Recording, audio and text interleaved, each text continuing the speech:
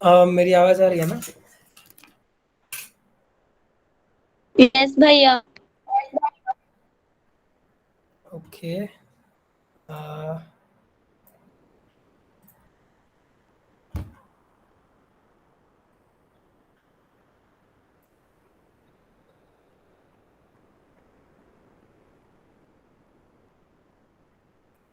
Screen दिख रही है? हाँ भैया। चलो ठीक है। तो अभी बस थोड़ा रिवाइज कर लेते हैं। अभी तक हम लोगों ने बेस यूनिट्स देखे थे सारे, एंड उसके एसआई यूनिट्स देखे थे। देन डिराइव्ड यूनिट्स देखे थे, एंड थोड़े बहुत प्रीफिक्सेस भी देखे थे यहाँ पे। ठीक है, ये सारे एसआई के प्रीफिक्सेस हैं। एंड फिर हम लोगों ने कन्वर्जन ऑफ यूनिट्स भी किया था। एंड इधर तो इतना ही है। फिर ये क्वेश्चंस किए थे। ठीक है, 7 क्वेश्चंस थे। डायमेंशनल एनालिसिस हम स्टार्टिंग से ही करते आ रहे हैं, बहुत बार कर लिया अभी तो, एंड अभी तुम लोगों को आने भी लगा है, तो अच्छी बात है। ये 1-2 एग्जांपल्स थे इस पे, और ये सारे क्वेश्चंस थे, है ना? और हाँ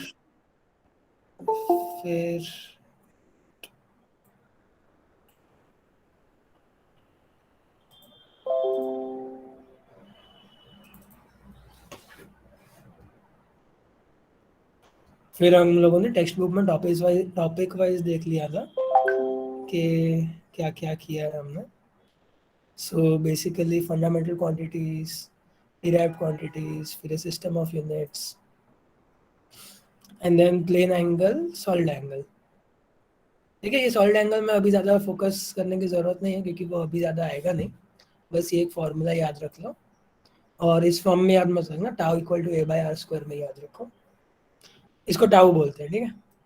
एक्चुअली टाउ नहीं बोलते, इसको ओमेगा बोलते हैं।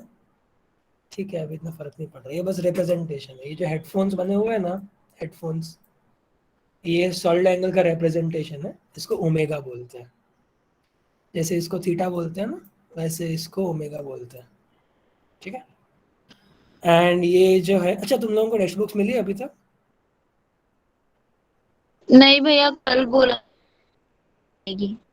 ठीक है, कल जब भी मिल जाएगी हम जाए लोग तो इसको बुक्स। मार्क कर लेना बस एक बार। हेलो क्या भाई, क्या? ओके आपकी भैया। आवाज़ प्रॉपर नहीं आ रही है। हेलो। अच्छा, एक मिनट एक मिनट।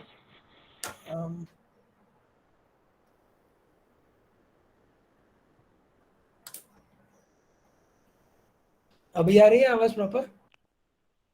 हाँ, आ रही है। तो जब भी टेक्स्ट बुक मिल जाए ना तुम लोगों को, तो फिर ये एक बार मार्क कर लेना। मतलब ये इतना ऐसे रट्टा मारने के लिए याद नहीं रखना ये सब, बस ये इम्पोर्टेंट है कि ये सब पता होना चाहिए। इसमें सब लिखा हुआ है कि symbols of unit do not take a plural form. तो ये बस पता होना चाहिए कि 20 न्यूटन लिखते हैं, इसको 20 न्यूटन नहीं लिखते। ये जो यूनिट है ना, ये न्यूटन सेकंड हो गया। तो ये तो यूनिट ही चेंज हो गया। जब भी मतलब ऐसे बात करते हैं ना, ऐसा लगेगा कि फोर्स कितना है, जिसमें फोर्स है 20 न्यूटन्स। तो न्यूटन्स बोलने के चक्कर में कभी एन एस मत लिख देना। जब लिखोगे तो न्यूटन ही लिखोगे। ठीक है, ये एस मतलब तो सेकंड हो गया, फिर ये यूनिट चेंज कर लिया, तो फिर ये गलत हो जाएगा। तो ये सब बस छोटी छोटी बातें हैं, ये बस पता होनी चाहिए। कोई एज सच पूछेगा नहीं कि 20 n बराबर है कि 20 ns बराबर है, ऐसा कोई पूछेगा नहीं। पर जब भी तुम लोग सॉल्व करो, तभी तुम लोगों को कंफ्यूजन नहीं होना चाहिए। इसलिए ये सारे यूनिट्स एक बार पढ़ लेना, क्योंकि ये इंपॉर्टेंट है। इसको जब भी टेक्स्ट बुक मिले ना, तभी इसको मार्क कर लेना। एंड हाँ, ये देखो, ये रहा question, what is the solid angle separated by the moon on any point of the earth given the that. चलो एक काम करो, तुम लोग ये क्वेश्चन सॉल्व करने की ट्राई करो, ये एग्जांपल सॉल्व करने की ट्राई करो। दिख रहा है ना एग्जांपल? थोड़ा जूम करो। दिख रहा है, दिख रहा है भाई। हम्म, ये एग्जांपल सॉल्व करने की ट्राई करो, सॉलिड एंगल की थोड़ी प्रैक्टिस हो जाएगी।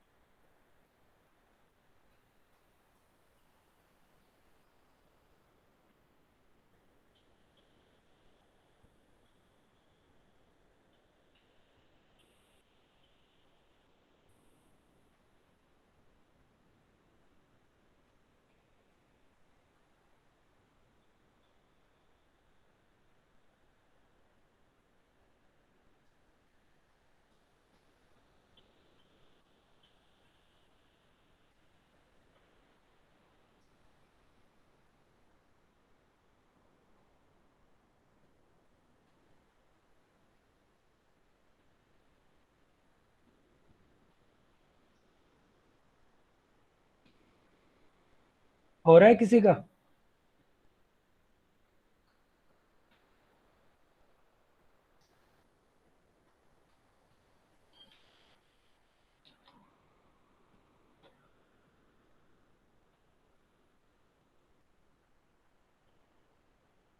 हेलो?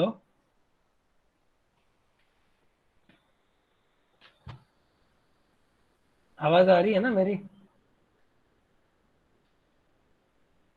हाँ भाई, आपकी आवाज आ रही है। ठीक है। अ,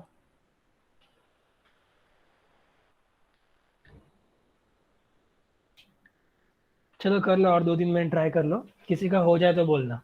ठीक है।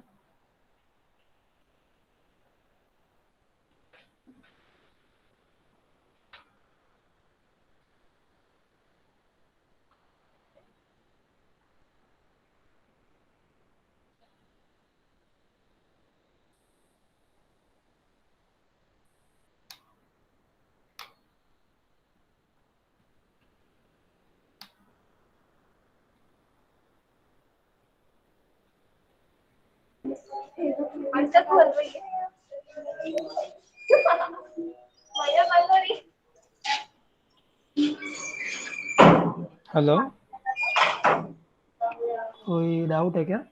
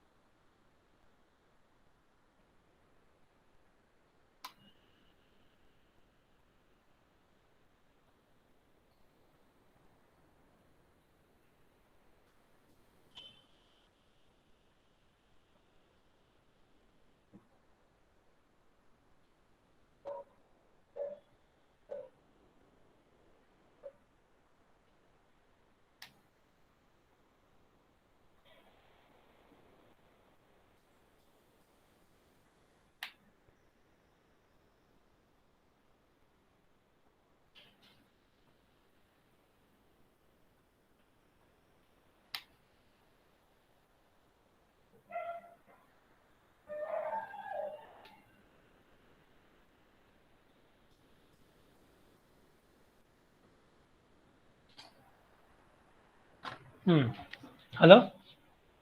चलो, किसी का हुआ?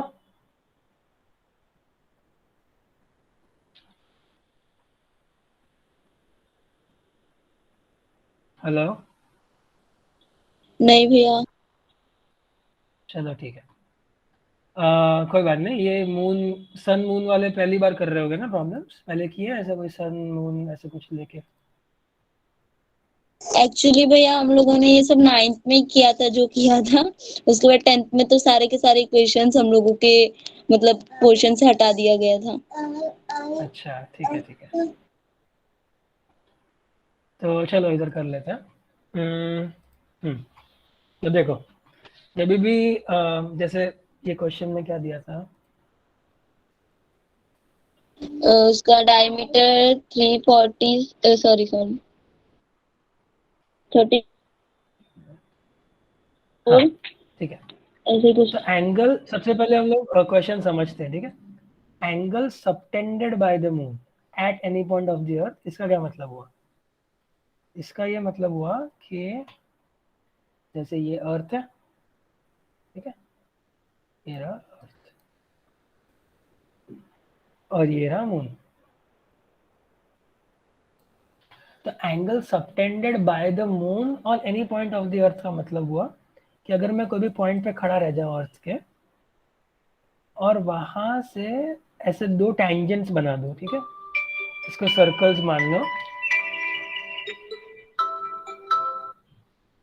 इसको सर्कल सर्कल मान लो, ठीक है, और ये दो टैंजेंट्स है, ठीक है। ये डायग्राम मतलब ड्राइंग थोड़ी अच्छी नहीं बन रही है इधर, लेकिन समझ लो। तो ये टैंजेंट्स है, तो ये जो एंगल है ना, ये एंगल पूछा हुआ है। मतलब अगर मान लो कि सिर्फ दिया होता what is the angle subtended bye moon on the earth, ठीक है, सिर्फ सॉलिड एंगल भूल जाओ, सिर्फ दिया होता कि what is the angle subtended, तो फिर ये थीटा पूछा होता, है ना। और हम लोगों ने, और क्या है कि अर्थ और मून में ना क्या होता है कि वो बहुत दूर दूर है ना, तो फिर जब हम लोगों को ये थीटा निकालना होता है ना, तो फिर क्या प्रोसीजर होता है इसका कि जनरली थीटा क्या होता है, आर्क लेंथ अपॉन रेडियस, बराबर हम लोगों ने पढ़ा था L equal to R theta. तो थीटा क्या हो गया, आर्क लेंथ अपॉन रेडियस, है ना। तो अगर मैं इसको बराबर से बनाऊंगा तो ये पॉइंट इधर रख के, ये रहा 2 पॉइंट्स, मैं एक सर्कल बना रहा हूँ, ठीक है।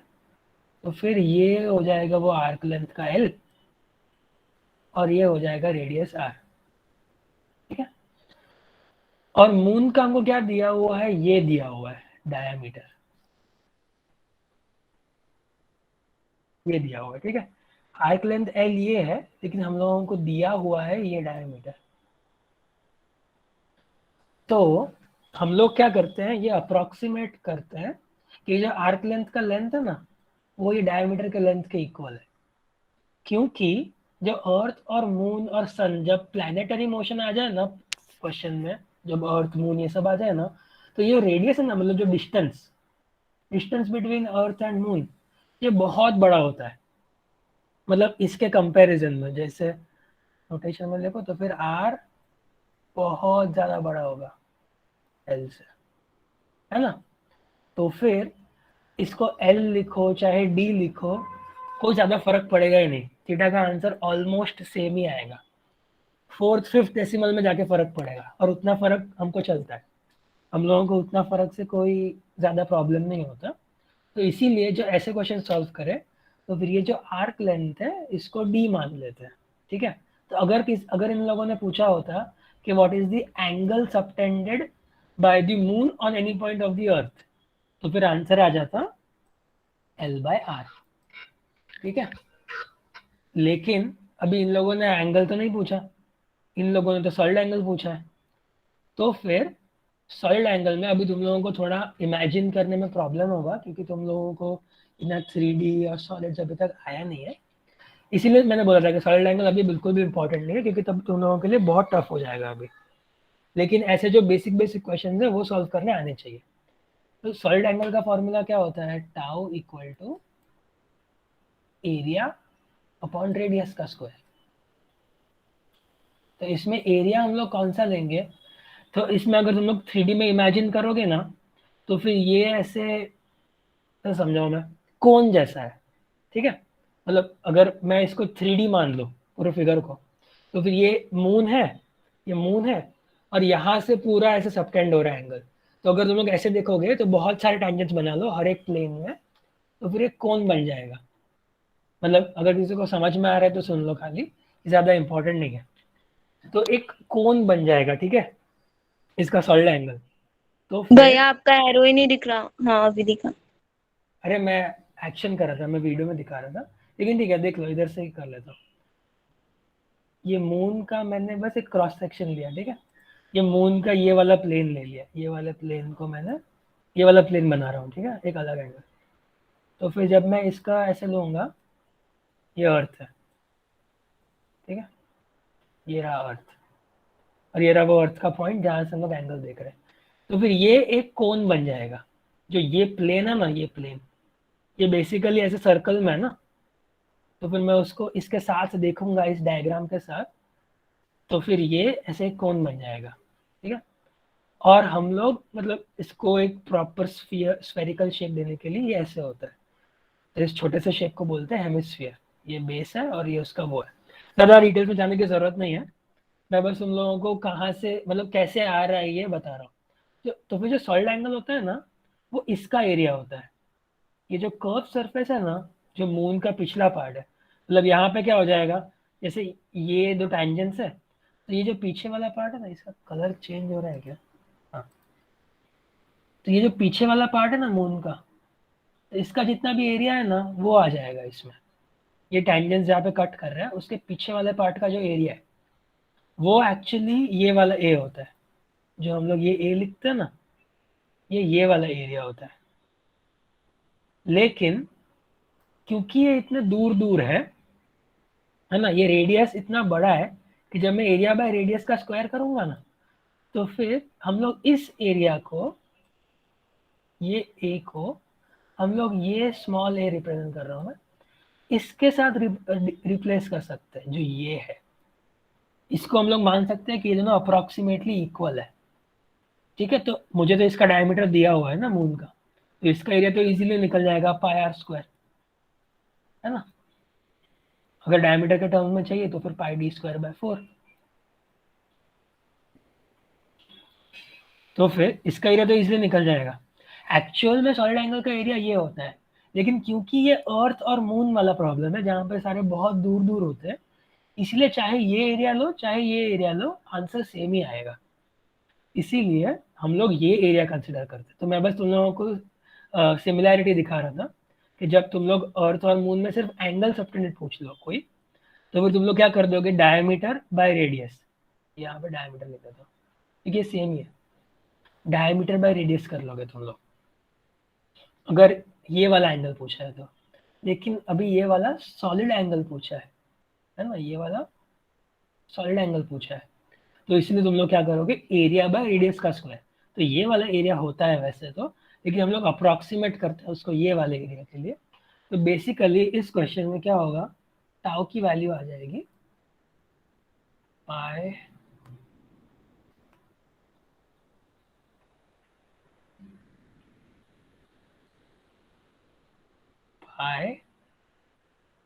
D square by 4। ये तो क्या हो गया, ये एरिया हो गया ना, पाई आर स्क्वायर लिखा है इधर, ध्यान से देखो, ये पाई आर स्क्वायर लिखा हुआ है, इसका एरिया डिवाइडेड बाय, अभी इसको मैं आर से रिप्रेजेंट नहीं कर रहा हूँ तो तुम लोग कंफ्यूज हो जाओगे, इसको मैं एल से रिप्रेजेंट क्या रिप्रेजेंट करूँ, जेड से रिप्रेजेंट कर लेता हूँ, ठीक है, ये डिस्टेंस को डिवाइडेड बाय जेड का स्क्वायर। हाँ, जो एरिया बाय आर स्क्वायर है ना, आर स्क्वायर मतलब इधर से, मतलब ये वाला डिस्टेंस होता है आर स्क्वायर।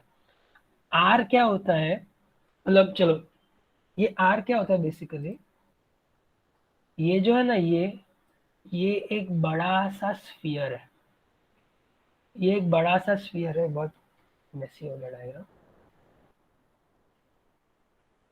सो बेसिकली भैया आपने जिसको जेड लिखा वो आर स्क्वायर ही है ना? मतलब तुम लोगों को ये मून का आर कंफ्यूजन नहीं नहीं। है, ये मून का आर नहीं है, ये वाला डिस्टेंस है। मैं समझा रहा हूँ कि ये आर कौन सा आर है, ठीक है। तो बेसिकली क्या होता है, सॉलिड एंगल ये एक स्फीयर है, ठीक है, सर्कल दिख रहा है लेकिन 3D में इमेजिन करोगे तो एक स्फीयर है। जब हम लोग ये देते हैं ना, ये वाला, ये मैंने ले लिया टाउ,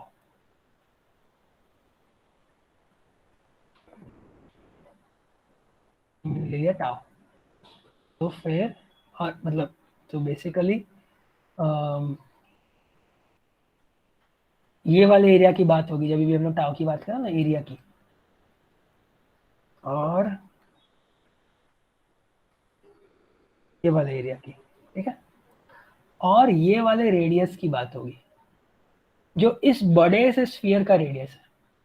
तो यहाँ पे क्या है, जो रेडियस दिया हुआ है, जो डायमीटर दिया हुआ है, वो ये वाला डायमीटर, इस मून का डायमीटर है। मतलब मैं इधर एक छोटा सा सर्कल बना लूं, फिर ये इसका डायमीटर दिया हुआ है। तो जब भी तुम लोग एरिया को लिखोगे तो हम लोगों को ये वाला एरिया चाहिए ना, तो ये वाला एरिया आएगा पाई डी स्क्वायर बाय 4, ये एरिया है और ये रेडियस है, ठीक है। तो फिर जब भी मैं आर लिखा हो तो कंफ्यूज मत हो जाना कि कौन सा आर है, समझे, ये आर की बात हो रही है। मतलब यहाँ पे भी एक स्फेरिकल सरफेस है, इसलिए यहाँ का एरिया भी डायमीटर के फॉर्म में आ रहा है। तो ये आर को इस डी से ऐसे कट मत कर लेना, डी बाय 4 से, डी स्क्वायर बाय 4 से, ठीक है। ये अलग रेडियस है, ये अलग रेडियस है, तो ये याद रखना ये कौन सा आर है। कोई भी जो भी आर क्वेश्चन में दिया हो वो आर नहीं है, ये सेंटर पॉइंट से, जिस पॉइंट पे हम लोगों को सॉलिड एंगल निकालना है, वहां से ये आर्क का टेंजेंट का रेडियस है, ठीक है। समझ गया तुम लोग मैं क्या ठीक है। बोलना चाह रहा हूँ? हाँ हाँ। तो फिर जो ये वाला क्वेश्चन है, इसमें फिर क्या करेंगे हम लोग, तो इसमें सॉलिड एंगल पूछा है, ठीक है, मैंने तो एंगल का दिखा दिया पूरा, और सॉलिड एंगल का भी pi D square by 4 by R square ही होगा। तो फिर यहाँ पे किया इन लोगों ने, देखो area of the moon divided by area of the moon earth distance का स्क्वायर। तो यहाँ पे ये आर है, ये आर है इसलिए आर स्क्वायर है, और ये वाला area of the disc of the moon, तो यही था ना हम लोगों के पास भी, ये रहा वो डिस्क, ये वो डिस्क है जिसकी बात कर रहे हो हम लोग, area of the disc of the moon, तो इसका होगा पाई डी स्क्वायर बाय 4, क्योंकि वो डी दिया हुआ है। तो फिर आ गया, हाँ ठीक है। तो फिर ये देखो, ये इसने जो डायमीटर दिया हुआ है उसको बस 3.8 डायमीटर क्या है 3474, इसको डिवाइड बाय 2 कर दोगे तो फिर 1.737 आ जाएगा। तो इसने पाई आर स्क्वायर करके किया है, ठीक है। और इसने क्या किया, एक और दूसरी चीज दिखा रहा हूँ मैं तुम लोगों को। मैंने पता तुम लोगों को बोला था कि तुम लोग कैसे भी सॉल्व कर सकते हो, स्टार्टिंग में सब कुछ एसआई में कन्वर्ट करके लास्ट में डायमेंशन कन्वर्ट कर सकते हो, या फिर बीच में ही कन्वर्ट कर लो। तो फिर इसने दोनों किलोमीटर में लेके सॉल्व किया है। तो बेसिकली इसने क्या किया है कि ये 3474 को 3.474 इन 10 क्यूब लिख दिया, और इसको भी किलोमीटर में कन्वर्ट कर दिया पीछे वाले को, तो इसे दोनों को किलोमीटर में कन्वर्ट करके सॉल्व किया है, ठीक है। कंफ्यूज मत होना कि यहाँ पे ये वैल्यूज कैसे है, क्योंकि दोनों किलोमीटर्स में है इसलिए ये वैल्यूज आ गए। उससे इजी पड़ जाएगा सॉल्व करने में। नहीं, ज्यादा इजी नहीं पड़ेगा, तुम लोग मीटर्स में भी लेके सॉल्व कर सकते हो, ज्यादा हाँ फर्क मतलब नहीं अगर पड़ेगा।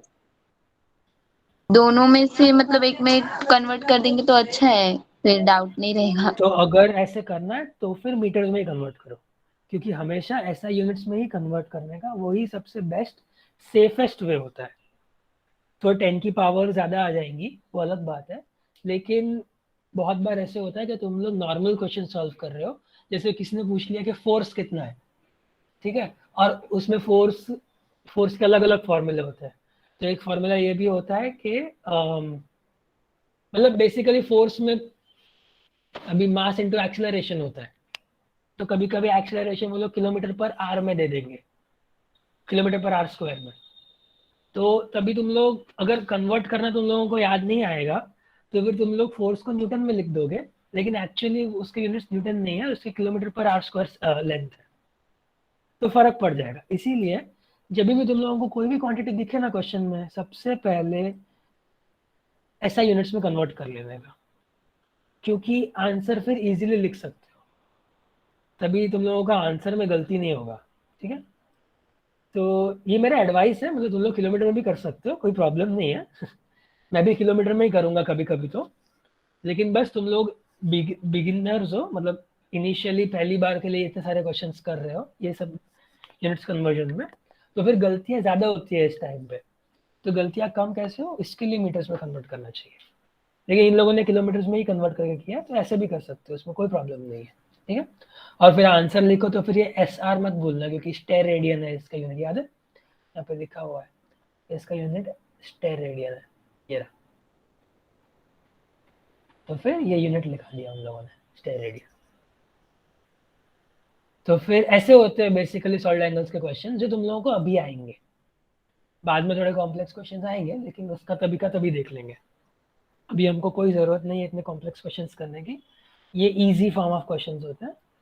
तो फिर अभी ऐसे क्वेश्चन आते हैं, ठीक है। हाँ चलो, अभी नई चीज़ें आएंगी।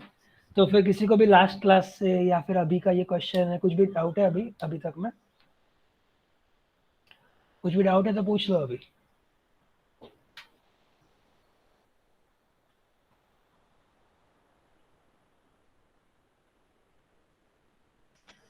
चलो ठीक है। हेलो भैया। हाँ क्या हुआ?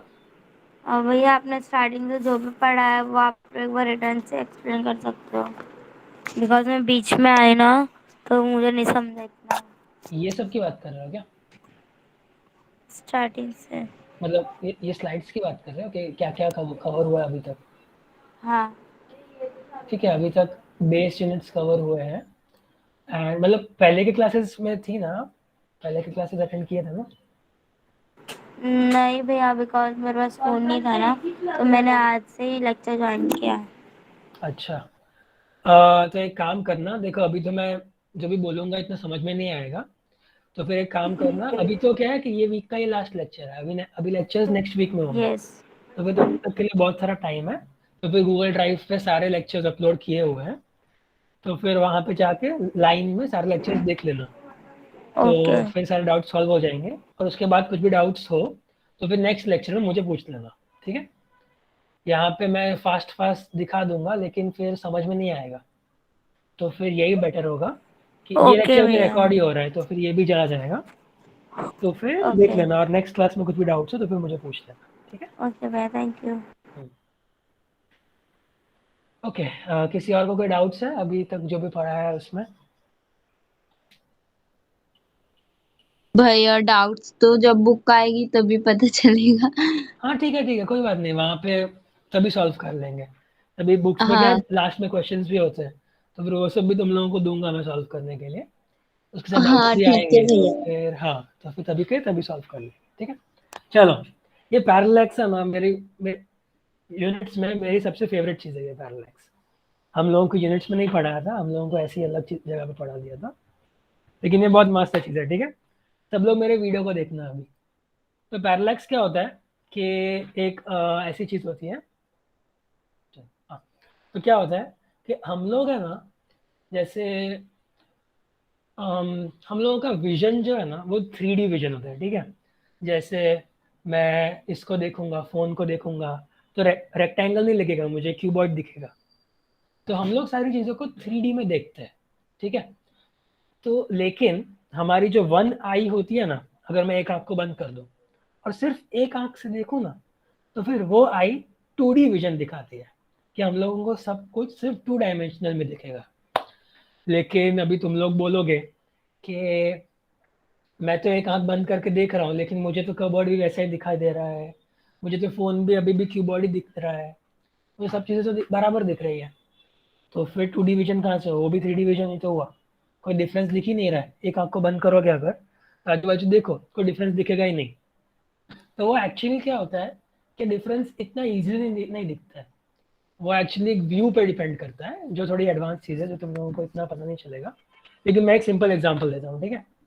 तो फिर मान लो कि तुम लोग रास्ते पे चल रहे हो और सामने से गाड़ी आ रही है, तो फिर तुम लोग अगर ध्यान से चल रहे हो देख देख के, तो फिर तुम लोगों को समझ जाएगा कि कितनी देर में गाड़ी कहाँ पहुंचेगी, और मैं हट जाऊँ, मतलब मैं इतना हटूंगा तो फिर गाड़ी मुझे टच नहीं कर पाएगी और चली जाएगी। ये तुम लोगों को आसानी से पता चल जाएगा। लेकिन अगर तुम लोग एक आंख बंद करके ट्राई करोगे ना, ये सेम चीज़ ट्राई मत करना ये ट्राई करने लायक चीज़ नहीं है, मैं बस एग्जांपल दे रहा हूँ तुम लोगों को। अगर एक आंख बंद करोगे ना, तो फिर तुम लोगों को जजमेंट नहीं आएगा कि गाड़ी कितनी कितनी तेज आ रही है, क्योंकि फिर तुम लोग 2D में देख रहे होगे, 2 डायमेंशनल में। तो फिर तो बेसिकली जो हमारी दूसरी आंख है, मतलब दूसरी आंख मतलब कोई भी आंख हो सकती है, इधर से भी 2D दिखेगा, इधर से भी 2D दिखेगा, दोनों एक साथ मिला के हम लोगों को डिस्टेंस का मेजरमेंट देती है कि गाड़ी अगर कहीं खड़ी है, तो एक आंख से मैं गाड़ी को देख रहा हूँ, दूसरी आंख से मैं एक अलग एंगल से देख रहा हूँ कि मुझे दिखेगा कि गाड़ी कितना दूर खड़ी है, मैं एस्टिमेट कर पाऊंगा कि कितना दूर खड़ी है। अगर मैं एक ही आंख से देखूंगा तो फिर मैं एस्टिमेट नहीं कर पाऊंगा कि कितना दूर खड़ी है, ठीक है। तो ये होता है 3D विजन, जो दोनों आंख मिला के हमको देती है। तो पैरेलैक्स बस एक फॉर्म है कि तुम लोग इसको टेस्ट कैसे कर सकते हो, मैं जो भी बोल रहा हूँ वो सच है कि नहीं तुम लोगों को कैसे पता। तो फिर ये पैरेलैक्स बस एक फॉर्म है कि ये एक एक्सपेरिमेंट है छोटा सा, जो तुम लोगों को दिखाएगा कि हाँ अच्छा, एक्चुअली 2D विजन होता है एक आंख से। ये जनरली तो क्लास में ही किया जाता है क्योंकि उसमें आसानी से पता चलेगा, यहाँ पे इतना इजीली तुम लोगों को एक्सपेरिमेंट समझ में नहीं आएगा। लेकिन चलो ट्राई करते हैं, बहुत सिंपल सा एक्सपेरिमेंट है। तो तुम लोगों की एक आंख बंद करो, ठीक है, मतलब एटलीस्ट पहले मुझे देख लो फिर ट्राई कर लेना, ठीक है। तो फिर सबसे पहले एक आंख बंद करने की, ठीक है, मैंने एक आंख बंद किया, एंड देन 2 फिंगर्स को ऐसे पकड़ लो, ठीक है। तुम लोगों को खुद से पता होगा कि एक फिंगर दूसरे के पीछे है, मतलब इधर इधर तो दिख भी रहा होगा कि मैंने एक फिंगर दूसरे के पीछे रखी है ना। और जब भी तुम लोग उसको सामने से देखोगे ना, तो तुम लोगों को लगेगा कि दोनों सेम प्लेन में, मतलब एक दूसरे के एग्जैक्टली ऊपर ही है। मैं दोनों को सेम ऐसे ऊपर कर दिया, इसको आगे लेके आ गया। लेकिन एक आंख से जब तुम लोग देखोगे ना, कोई फर्क दिखेगा नहीं। तुम लोगों को सबकॉन्शियसली पता है कि दोनों आगे पीछे, इसलिए तुम लोग शायद ऐसे कर लोगे। लेकिन कोई अगर बहुत बहुत अच्छे से, मतलब बहुत क्या बोलते हैं, डिसिप्लिन से ये करेगा ना ये एक्सपेरिमेंट, तो उसको दिखेगा कि लगेगा, मतलब कोई ऑनेस्टली करेगा ये एक्सपेरिमेंट, तो इसको लगेगा कि ये दोनों एक ही प्लेन में है, एक दूसरे के ऊपर नीचे है।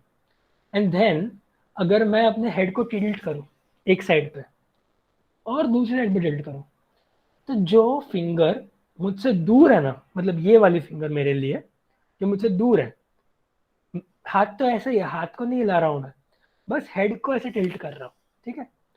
तो फिर मुझे लगेगा कि जो दूर वाली फिंगर है ना, वो मेरे हेड के साथ मूव कर रही है। मतलब मैं हेड को राइट में टिल्ट करूंगा तो दूर वाली फिंगर राइट जाएगी, नज़दीक वाली फिंगर लेफ्ट जाएगी। अगर मैं हेड को लेफ्ट टिल्ट करूंगा तो दूर वाली फिंगर लेफ्ट जाएगी और नज़दीक वाली फिंगर राइट जाएगी। तो ये ऐसे, मतलब हम लोगों को इल्यूजन होगा, सच में नहीं हो रहा है, तो हम लोगों को ऐसे लगेगा कैसे हो रहा है कि दूर वाली फिंगर मेरे हेड के साथ साथ चल रही है और नज़दीक वाली फिंगर मेरे हेड के ऑपोजिट चल रही है। तो ये एक्चुअली ये मेथड है जो अर्थ और दूसरे प्लैनेट्स के डिस्टेंस मेजर करने में यूज होता है। तो क्या होता है कि हम हम लोग क्या करते हैं कि ये मान लो ये सन है, ठीक है, ये सन है और ये हम लोगों का ऑर्बिट है, ठीक है, और ये रहा अर्थ, ये रहा अर्थ, ठीक है। तो हम लोग क्या करते हैं कि ये अर्थ अभी है और 6 मंथ्स के बाद ये अर्थ इधर होगा, ठीक है। तो हम लोग क्या करते हैं कि कोई बहुत दूर एक प्लैनेट है ना, तो उसका डिस्टेंस डिस्टेंस या फिर उसका जो व्यू है, उसका मेजरमेंट, रफ एस्टिमेट हम लोग यहाँ से लेते हैं और दूसरा एस्टिमेट 6 महीने बाद यहाँ से लेते हैं। एंड देन हम लोग इसको ट्रीट करते हैं कि ये दो आंखें हैं, ठीक है। तो मैंने अभी बोला था गाड़ी का एग्जांपल देके कि दो आंखों को यूज करके हम लोगों को डिस्टेंस दिखता है कि सामने वाली गाड़ी कितना दूर है, सामने वाला ऑब्जेक्ट कितना दूर है। अगर एक ही आंख से देखेंगे तो नहीं पता चलेगा कितना दूर है, दोनों आंखों से देखना पड़ेगा उसके लिए। तो फिर ये लोग ऐसा करते हैं कि एक प्लैनेट लेते हैं और अर्थ से, प्लैनेट एवरेज स्टार जो भी है, तो एक साइड से मेजर कर लेते हैं, फिर 6 महीने बाद दूसरी साइड से मेजर कर लेते हैं। तो ये क्या हो जाती है, दो आईज बन जाती है। और ये पैरेलैक्स मेथड से, मतलब वो लोग ऐसे ऐसे कुछ नहीं करते, उनका बहुत एडवांस होता है, लेकिन ये जो मेथड है ये पैरेलैक्स का मेथड यूज करके इसका और अर्थ का डिस्टेंस मेजर करते हैं, जो बहुत दूर स्टार्स होते हैं उनका। तो ये लोग पैरेलैक्स ऐसे यूज करते हैं। ये तुम लोग ट्राई कर सकते हो ये करने की, ये वाला जो मैंने बोला था ना, ये वाला जो मैंने बोला था ना, वो तुम लोग करने की ट्राई कर सकते हो कि एक आंख बंद करो, एक दूसरे के ऊपर रखने की ट्राई करो, लगेगा कि सेम प्लेन में, और फिर ऐसे ऐसे हेड टिल्ट करो, देखो मजा आएगा। तो ये पैरेलैक्स का एक्सपेरिमेंट होता है, बहुत मस्त होता है ये।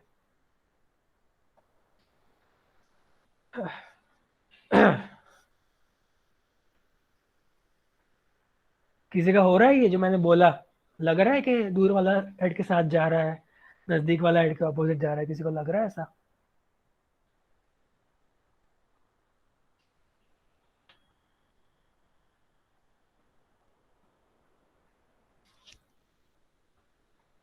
हेलो, भैया एक और बार दिखाओ ना जरा वापिस से। ठीक है। तो फिर हाँ भैया। एक्सपेरिमेंट के लिए क्या करना है, बेसिकली उतना दिखा रहा हूँ मैं कि दो फिंगर्स ऐसे लो, एक, अच्छा इधर है ना, पीछे की बैकग्राउंड कैसे दिख नहीं रहा होगा, नहीं नहीं दिख रहा है भैया। ये बैकग्राउंड में दिख रहा है, मेरी फिंगर दिख रही है, हाँ। ठीक है। तो ऐसे करो कि दो फिंगर, मतलब सबसे पहले इसको सामने से देखना, ठीक है, और एक आंख बंद करने की, एक फिंगर आगे रखना, एक फिंगर ऐसे पीछे रखना, ठीक है, और एक आंख बंद करके इनको देखना, और इनके जो टिप्स है ना, टिप्स, इनको मतलब सेम लेवल पे रखना, ठीक है। मतलब जैसे आंख बंद करोगे ना, तो ऐसे लगना चाहिए कि एक स्ट्रेट लाइन है, ठीक है। तो फिर दोनों का स्ट्रेट टिप्स को साथ में रखना, एंड देन हेड को ऐसे ऐसे हिलाना, हेड को ऐसे राइट लेफ्ट हिलाना, इसको ऐसे रख के। एक ही आंख बंद करके। हाँ, एक ही आंख बंद करके। ठीक है। तो फिर लगेगा कि जो दूर वाली है वो हेड के साथ साथ घूम रही है और जो नजदीक वाली है वो हेड के ऑपोजिट जा रही है। ये पैरालैक्स का एक्सपेरिमेंट होता है।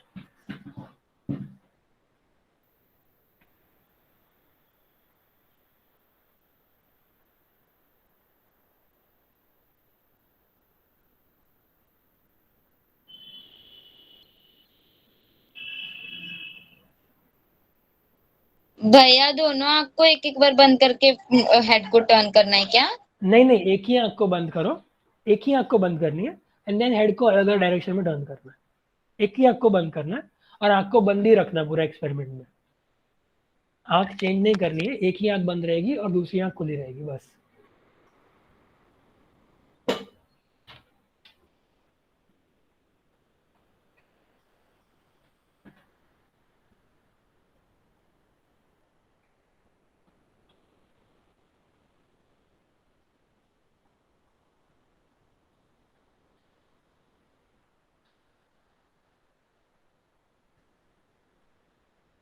हुआ किसी से? भैया मुझसे हुआ बट मुझे मतलब समझ में नहीं आ रहा है। ऑफ कोर्स चलो ठीक मतलब है, मुंडी ये हिला रही इधर उधर तो हाथ तो दिख ही रहा है कि एक बार में ये इस साइड जा रहा है, एक बार में इस साइड जा रहा है, बट वो सिर के वजह से हो रहा है ना। मैं इस साइड देखूंगी तो फिर मेरा हाथ मुझे मतलब सिर अपोजिट की वजह से डायरेक्शन हो में रहा है, दिखेगा। लेकिन मतलब ठीक है, सिर की वजह से ही हो रहा है, बराबर है। लेकिन बस ये एक इल्यूजन है कि ऐसा लगता है कि दूर वाली अपने सिर के साथ साथ चल रही है।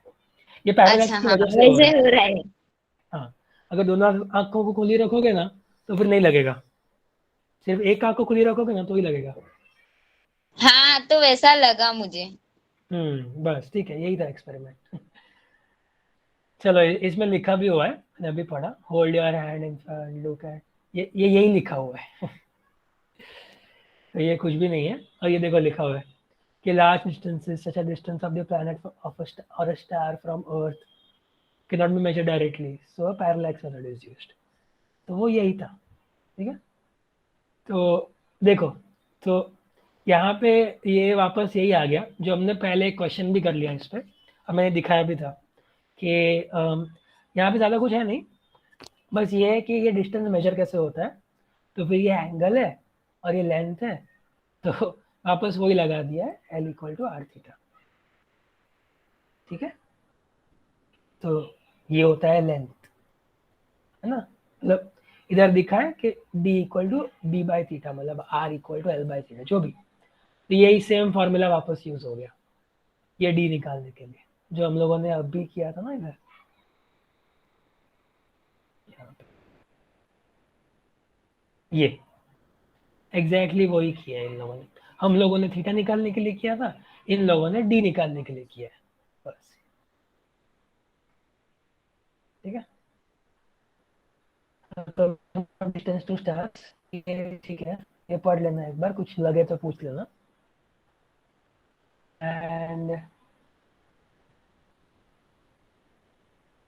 ये सब बस कुछ नहीं है, सब बस जीके ही है कि तुम लोगों को बस नॉलेज हो जाए सब चीज़ों का, कि ये सब ऑलमोस्ट सेम ही चीज़ है कि वेरी फार डिस्टेंस या फिर वेरी स्मॉल डिस्टेंस, सबको ऐसे अलग अलग मेथड से हम लोग सॉल्व करते हैं। तो साइज ऑफ अ प्लैनेट और स्टार, वापस सेम फार्मूला, मैंने बोला था ना कि ये फार्मूला बहुत इंपॉर्टेंट है, हज़ारों बार यूज़ होगा। तो देखो कितनी बार अभी तक ऑलरेडी यूज़ हो गया, स्पेशली जब हम लोग प्लैनेट स्टार सिस्टम कर रहे होते हैं, तो फिर तो सबसे ज़्यादा यही यूज़ होता है, ये formula, L equal to R theta, ठीक है।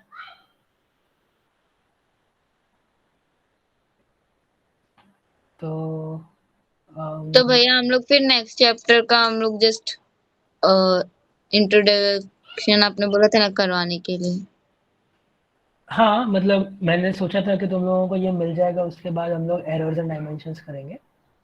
तो एरर्स का तो टाइम है अभी, ये सब देखो डायमेंशन एनालिसिस और ये सब अभी खत्म कर लेते हैं कि अच्छा, तो तुम लोगों को बुक्स मिल जाएंगे उसके बाद ये करना है क्या? नहीं भैया करवा सकते हो आप। मतलब मैं बस बोल रहा था कि जब तुम लोगों को बुक मिल जाए तो तुम लोगों के पास कुछ करने के लिए हो, और सब नई नई चीज़ें नहीं हाँ लगे कल जैसे ऐसे। मिलेगा। हाँ, तो मतलब अगर तुम लोग पढ़ने बैठोगे तो फिर पैरालैक्स दिख गया, तो फिर कुछ नया नया लगेगा ना कि ये क्या है, इसलिए मैं ये सब करा रहा हूँ खाली, ताकि तुम लोगों को नया नया नहीं लगे, ठीक है। फिर ये मेजरमेंट ऑफ मास है, मेजरमेंट ऑफ टाइम है, ये सब कैसे मेजर होता है, कैसे डिफाइन होता है 1/12 of the mass of N excited atom, ये सब बस याद रखने की चीज़ है। ये सब तुम लोगों ने पहले भी याद रखा होगा कि एटॉमिक मास यूनिट क्या होता है 1/12 of the mass of carbon 12 atom. तो ये सब केमिस्ट्री में आता है वैसे तो। फिर मेजरमेंट ऑफ टाइम, पेंडुलम और ये सब यूज करके टाइम मेजर करते हैं। तो dimensional formula of velocity, displacement upon time, L/T, देखो ये सब वही है जो हम लोगों ने ऑलरेडी करा होगा। ये सारी फिजिकल मेरे को प्रॉपर्टीज सबसे है। ज्यादा इसी में अच्छा लगता है हाँ ये एल वाला। हाँ, ये बहुत इजी है और हम और लोगों ने इतने सारे क्वेश्चंस कर लिए, इसलिए अभी तुम लोग थोड़े कंफर्टेबल हो इन सबके साथ। फिर ये इन लोगों ने फिजिकल क्वांटिटीज दी है, फिर ये उनके सारे फॉर्मूले हैं एंड उसको ऐसा यूनिट्स में लिख दिया, इसका डायमेंशनल फार्मूला लिख दिया। ये सब चाहिए तो एक बार, मतलब ये सब फार्मूले ना इंपॉर्टेंट है, लेकिन ये सब बहुत सारी बार आएंगे तो तुम लोगों को याद वैसे भी रह जाएंगे। तो फिर अभी इतना याद रखने की जरूरत नहीं है, बस बेसिक जैसे force equal to mass into acceleration, density equal to mass upon volume, acceleration velocity of time, ये याद रख लो। ये भी मतलब हाफ mv², ठीक है। ये सब बहुत बार आएंगे तो ये फॉर्मूले अभी याद रखने की जरूरत नहीं है, लेकिन ठीक है, अभी फॉर्मूले याद मत रखो, अभी बस बेसिक फॉर्मूले। कन्वर्जन मेनली याद रखोगे। फॉर्मूला दे दिया, मान लो कि हाफ mv² दे दिया, भी पूछ लिया कि काइनेटिक एनर्जी के डायमेंशंस क्या है, तो फिर ये याद होना चाहिए। मतलब ये याद नहीं होना चाहिए, ये डिराइव करना आना चाहिए, इधर से डिराइव करना आना चाहिए, ठीक है। तो ये डेरिवेशन मेजरली इंपॉर्टेंट है। तो एक काम कर सकते हो तुम लोग, जब बुक्स मिल जाए तो फिर ये सभी को 1 बाय 1 डिराइव कर लेना इधर देखे बिना, एंड देन आंसर देख लेना कि क्या आंसर है। एंड ऐसा यूनिट भी खुद से लिखने की ट्राई कर लेना, ताकि तुम लोगों को ऐसा यूनिट भी ध्यान रह जाए कि कौन से। वैसे ईजी है ऐसा यूनिट्स, बस तुम लोग खुद से इतना करोगे ना तो तुम लोगों को ज़्यादा याद रहेगा, ठीक है। तो ये भी एक बार करके देख लेना। ओके भैया। And then uses of dimension analysis, check the correctness of equation, ये 100 बार बोल दिया होगा मैंने। Establish relationship between related physical quantities, बहुत सारी चीज़ें। फाइंड कन्वर्जन फैक्टर्स, तो ये सब है ना, एक बार पढ़ लेना तुम लोग। ये सब एक्चुअली ये सब कुछ हो गया है, ठीक है। ये ना 1 जूल इक्वल 10⁻⁷ अर्ग, ये अर्ग एक डिराइव्ड क्वांटिटी है, ये बस ऐसे डिफाइन कर दिया। जैसे 1 न्यूटन इक्वल 10⁵ डाइन, ऐसे होते हैं छोटी छोटी चीज़ें। तो ये जहाँ भी दिखे तो अंडरलाइन कर लेना, ताकि किसी ने कभी पूछ लिया कि find the force in dance, तो कैसे फाइंड करोगे। तो ये सब चीज़ें जहाँ भी दिखे अंडरलाइन कर लेना बस, है ना। ये सब कुछ हो चुका है, बस अलग अलग फॉर्मेट में लिख दिया है, अलग अलग जगहों पे लिख दिया है। तुम लोग बस पढ़ लोगे ना तो फिर मस्त तुम लोगों को समझ में आ जाएगा। फिर ये सारे एग्जाम्पल्स है, ये सॉल्व करने की ट्राई कर लेना। कुछ ज़्यादा होता नहीं है यूनिट्स के एग्जाम्पल्स में, इसमें बस जो क्वेश्चन का लैंग्वेज होता है ना उसको अच्छे से समझना चाहिए। जैसे उधर भी था कि an angle subtended by the moon on any point of the अर्थ, तो ये सब का मतलब पता होना चाहिए, तो ही तुम लोग अच्छे से सॉल्व कर पाओगे, ठीक है। वो सबके मतलब पता होंगे ना तो फिर तुम लोग एक्चुअली क्वेश्चन में बढ़ पाओगे, नहीं तो तुम लोग क्वेश्चन में ही अटक जाओगे। सॉल्व करना आता होगा फिर भी सॉल्व नहीं कर पाओगे, क्योंकि इंग्लिश समझ में नहीं आई है। तो ये सब इंग्लिश के टर्म्स है ना, वो याद रखने के, क्वेश्चन को हमेशा सबसे अच्छे से समझ लेने का। तो ये सब अभी मत करना, मतलब ये जब बुक मिल जाए स्टार्टिंग के सारे पढ़ लेना, थोड़ा बहुत रिवाइज कर लेना, एंड देन ये कर लेना, ठीक है। इसका कोई अर्जेंसी नहीं है ये सब एग्जाम्पल्स का, आराम से कर लेना। तुम लोगों के पास पूरा 1 वीक है अभी ये वीक में लेक्चर्स नहीं होंगे वैसे भी, तो बहुत टाइम है, कर लेना आराम से, ठीक है। और अगर लेक्चर हुआ भी, मतलब मैं सोच रहा था कि सैटरडे को लेक्चर लूँगा, क्योंकि नेक्स्ट वीक में भी लेक्चर्स होंगे, लेकिन उसके बाद तुम लोगों को छुट्टियाँ मिलने चालू हो जाएंगी, तो फिर सैटरडे को मैं सोच रहा था, लेकिन फिर वो कोई डेडलाइन नहीं है तुम लोगों के लिए सैटरडे कौन को सी छुट्टियां भैया? अरे मतलब मेरी एग्जाम्स आएंगी बाद में, तो फिर तभी मैं नहीं ले पाऊंगा लेक्चर, तो इसीलिए मैं सैटरडे को या फिर ऐसे लेता रहूँगा। तो तभी तुम लोगों चलेगा। की डेडलाइंस नहीं होंगी वो, बस तभी हम लोग कुछ नया नया सीखेंगे। तो ये सब तुम लोग अपने टाइम में आराम से कर लेना, अच्छे से समझ के करना, ठीक है। ऐसे ये सब कॉपी वॉपी करने की ज़रूरत नहीं है, बस खुद से सॉल्व करना और देखना कि सॉल्व हो रहे हैं कि नहीं। अलग अलग टाइप के क्वेश्चन है सारे, तो फिर खुद से सॉल्व कर लोगे तो फिर अच्छा रहेगा, ठीक है। फिर लिमिटेशन है, मतलब ड्रॉबैक्स है ये डायमेंशनल एनालिसिस के, कि डिराइव रिलेशन यूजिंग ट्रिग्नोमेट्रिक और ये सब से नहीं हो सकता, क्योंकि इसमें सिर्फ नंबर्स यूज होते हैं ना। और डायमेंशनल एनालिसिस तो मेजरली यही बोलता है कि नंबर्स को इग्नोर करो, जब भी नंबर्स पिक्चर में आ जाएंगे तो फिर ये मेथड कोई काम का नहीं रहेगा। हम लोगों को कभी भी कोई प्रॉपर फार्मूला नहीं मिल सकता ये यूज़ करके, क्योंकि हम लोगों को सिर्फ डायमेंशन मिलते हैं। मतलब 4 पाई r² पाई आर स्क्वायर कभी नहीं मिलेगा। एरिया को सिर्फ r² लिख सकेंगे हम लोग ज़्यादा से ज़्यादा। तो फिर ये सब उसके ड्रॉबैक्स हैं। बहुत बहुत कॉमन सेंस की चीज़ है कि कहाँ कहाँ ये मेथड यूजफुल नहीं है, तो वो तो बहुत कॉमन सेंस की चीज़ है। कुछ तो तुम लोग खुद से एनलिस्ट कर सकते हो, ठीक है। ये एरर्स आ गया, एरर्स हम लोग आज चालू नहीं करेंगे, थोड़ा इंपॉर्टेंट है एरर्स, तो फिर ये नया टॉपिक रहेगा हम लोगों के लिए क्लास में, नेक्स्ट क्लास में चालू करेंगे। तो ये सब बहुत छोटी छोटी चीज़ें, ये सब एक बार पढ़ लेना ताकि तुम लोगों को एक बेटर आइडिया आ जाए सब चीज़ों का। एंड ये सारे जो भी एग्जाम्पल्स आ रहे हैं बीच बीच पर अच्छे से पढ़ के सॉल्व करने की ट्राई कर लेना। सारे सॉल्व नहीं होंगे, जैसे ये पैरेलैक्स दे दिया तो ये देख के तुम लोग डर जाओगे कि ये है क्या इस क्वेश्चन में, तो कुछ है नहीं, बहुत इजी है। देखो इतना सा सॉल्यूशन है 4 लाइन का सॉल्यूशन है सिर्फ तो फिर इसमें कुछ यूज नहीं हो रहा है, इसमें यही यूज हो रहा है, diameter of the earth theta time distance to the moon from the earth L equal to R theta, वापस यही यूज हो रहा है कुछ भी नहीं है ये क्वेश्चन में। बस ये सब बड़े बड़े टर्म्स देख के लोग डर जाते हैं कि अभी मैं इसमें क्या सॉल्व करूं। तो फिर बस इतना याद रखना कि ज़्यादा कुछ है नहीं सॉल्यूशंस में, तो खुद से सॉल्व करने की ट्राई करना पहले। एंड नहीं समझ में आए तो एक बार सॉल्यूशन भी देख लेना, एंड फिर भी नहीं समझ में आए तो फिर मुझे क्लास में पूछ लेना, हम लोग सारे क्वेश्चन सॉल्व कर लेंगे चाहिए होगा तो, ठीक है। क्योंकि ये सारे क्वेश्चंस बेसिक क्वेश्चंस है कि बेसिक ऐसे ही क्वेश्चंस बनते हैं इन सब चीज़ों से, तो सॉल्व्ड एग्जांपल्स हमेशा सॉल्व करना सबसे बेस्ट चीज़ रहती है ना। सो ये है, एरर्स चालू मत करना, एरर्स तुम लोगों को अगर थोड़ा क्लास से आगे रहना हो तो फिर चालू कर सकते हो, अगर मैं नेक्स्ट टाइम पढ़ाऊँ तो फिर तुम लोगों को कुछ अलग डाउट्स हो तो तुम लोग पूछ सकते हो, कोई ज़रूरत नहीं एरर चालू करने की, लेकिन हम लोग क्लास में कर लेंगे तभी बेटर रहेगा, ठीक है। एंड देन ये एक्सरसाइज है, तो फिर तुम लोगों को ऑलरेडी तुम लोगों ने पढ़ लिया है, तो फिर मैं तो ये एडवाइस करूंगा कि स्टार्टिंग में कुछ मत करो, सीधा एक्सरसाइज खोल लो और सॉल्व करना चालू कर दो, ठीक है। एक्सरसाइजेज में आंसर्स लाना चालू कर दो, कुछ रिवाइज मतलब रिवाइज कर लो, ठीक है, जो स्लाइड्स मैंने भेजी है उसे रिवाइज कर लो, लेकिन टेक्स्ट बुक बिल्कुल भी मत पढ़ना और सीधा ये चालू कर दो, देख लो कि कितने क्वेश्चन हो रहे हैं। एरर जहाँ पे भी दिखे ना वो क्वेश्चन छोड़ देना, वो क्वेश्चन हम लोग बाद में करेंगे, ठीक है। बाकी जितने भी क्वेश्चन है ये सारे सॉल्व कर लो जितने भी हो रहे हैं, उसके बाद टेक्स्ट बुक पढ़ के बाकी सॉल्व करना, ठीक है। तो फिर ओके भैया।